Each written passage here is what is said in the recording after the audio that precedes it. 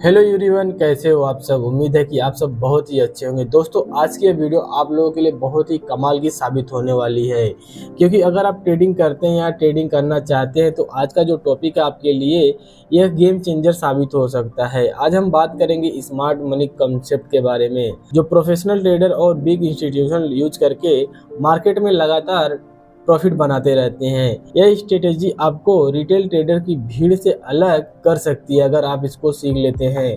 तो चलिए बिना टाइम वेस्ट किए आज की इस वीडियो को हम लोग शुरू करते हैं। सबसे पहले हम लोग यह समझेंगे कि स्मार्ट मनी होता क्या है।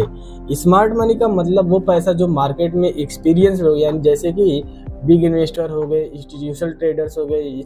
इंस्टीट्यूशनल ट्रेडर में वो लोग आते हैं जैसे कि म्यूचुअल फंड्स हो गया, बैंक्स हो गया, एफआईएस हो गया, डीआईएस हो गया। और प्रोफेशनल ट्रेडर मार्केट में इन्वेस्ट करते हैं। ये लोग मार्केट के बारे में ज़्यादा नॉलेज रखते हैं, डाटा और एक्सपीरियंस रखते हैं, इसीलिए इनके डिसीजन जनरली स्ट्रॉन्ग एनालिसिस के बेस पर होते हैं।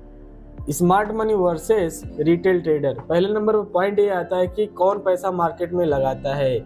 स्मार्ट मनी में ऐसे लोग होते हैं जैसे कि अभी मैं आप लोग पीछे बताया कि इंस्टीट्यूशनल होते हैं, बिग इन्वेस्टर होते हैं, स्मार्ट ट्रेडर होते हैं जो स्मार्ट मनी में अपना पैसा इन्वेस्ट करते हैं। सेकेंड जो आता है जिसको हम लोग रिटेल ट्रेडर बोलते हैं, इसमें कॉमन लोग आते हैं जैसे कि आप और मैं हो गया। सेकेंड पॉइंट हमारा जो है बेस किस पे होता है, जो हमारे स्मार्ट मनी के कॉन्सेप्ट वाले होते हैं, डीप रिसर्च करते हैं, इनसाइड डाटा इनके पास होता है, एनालिसिस करते हैं। और आप हमारे जैसे जो ट्रेडर होते हैं न्यूज, टिप्स, इमोशन, हाइप की वजह से इसमें ट्रेड करते हैं। थर्ड नंबर पर आता है इम्पैक्ट। सीधी सी बात है कि इम्पैक्ट उसी का होगा जिसके पास ज़्यादा पैसा होगा। स्मार्ट मनी वाले लोगों के पास ज़्यादा पैसा होता है, इसमें जैसे कि बैंक होते हैं, म्यूचुअल फंड्स होते हैं, एफआईएस होते हैं, डीआईएस होते हैं। और हमारे और आप जैसे ट्रेडर जो होते हैं, जो रिटेल ट्रेडर होते हैं, इनका कोई भी इम्पैक्ट मार्केट में नहीं पड़ता है। हम लोग कैसे जानेंगे कि मार्केट में अभी इंस्टीट्यूशनल या म्यूचुअल फंड या एफआईएस या डीआईएस मार्केट में एंट्री करने वाले हैं?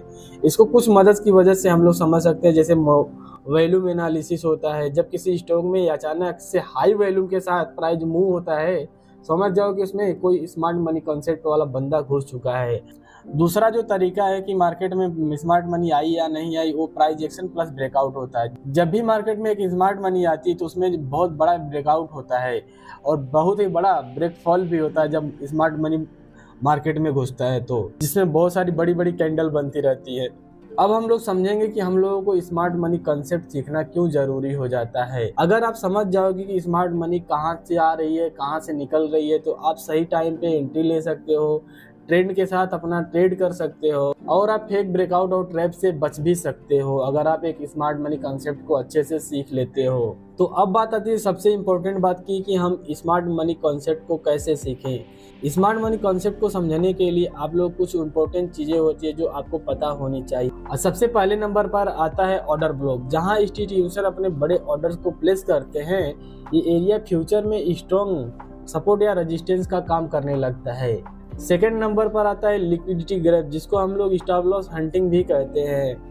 मार्केट में अपना जो बड़े बड़े इन्वेस्टर होते हैं वो अपना पोजीशन बनाने के लिए सबसे पहले जो रिटेल ट्रेडर होते हैं उनको उनका जो स्टॉप लॉस होता है उनको हंट करा के बाहर करते हैं, फिर उसके बाद अपना जाके एंट्री लेते हैं। अब इसके बाद आप लोग सीखना बेहद जरूरी हो जाता है ब्रेक ऑफ स्ट्रक्चर, जिसको BOS के नाम से जानते हैं या चेंज ऑफ कैरेक्टर के नाम से भी इसको जानते हैं। जब प्राइस स्ट्रक्चर ब्रेक करता है या डायरेक्शन चेंज करता है तो ये सिग्नल होता है कि ये मार्केट में ट्रेंड शिफ्ट होने वाला है। अब इसके बाद आप लोगों को जो चौथे नंबर पर पॉइंट आता है फेयर वैल्यू गैप को, यानी कि FAG को मार्केट में कैसे पहचाने, इसमें कैसे ट्रेड करें, इन सब के बारे में सीखना पड़ेगा। स्मार्ट मनी में सबसे जो मेन मुद्दा आता है कि हमको क्या सीखना चाहिए, तो इन्हीं 4 पॉइंट को आप लोग सबसे पहले सीख लेना चाहिए, जिसमें आप आसानी से धीरे धीरे ट्रेडिंग का अपना जर्नी स्टार्ट कर सकते हो। जो पहले नंबर में आप लोग बताए ऑर्डर ब्लॉक को सीख सकते हो, लिक्विडिटी ग्रैब को सीख सकते हो, ब्रेक ऑफ स्ट्रक्चर को समझ सकते हो, FAG को समझ सकते हो जिसको हम फेयर वैल्यू गैप के नाम से जानते हैं। अगर आप एक बिगिनर लेवल पर हैं और बिगिनर लेवल पर आप स्मार्ट मनी कंसेप्ट को सीखना चाहते हैं तो आपको ये गलतियां कभी भी नहीं करना चाहिए। जो सबसे पहले नंबर पर आता है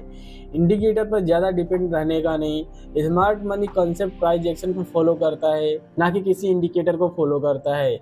फोमो यानी कि fear of missing out, FOMO trade का मतलब यह होता है कि आप जहां चाहो वहीं एंट्री ले लो। एंट्री लेने का एक सही पॉइंट होता है, वहां पर जाकर आप एंट्री लेंगे तो आपका जो पैसा अच्छा खासा बनेगा और अपने लॉस से बच भी सकते हो। और इसमें आप लोग रिस्क मैनेजमेंट को कभी भी इग्नोर नहीं करना होता है। हमेशा अपने स्टॉप लॉस को पुट करो और अपने आरआर को डिसाइड करो, तभी जाके आप लोग अपना ट्रेड लो।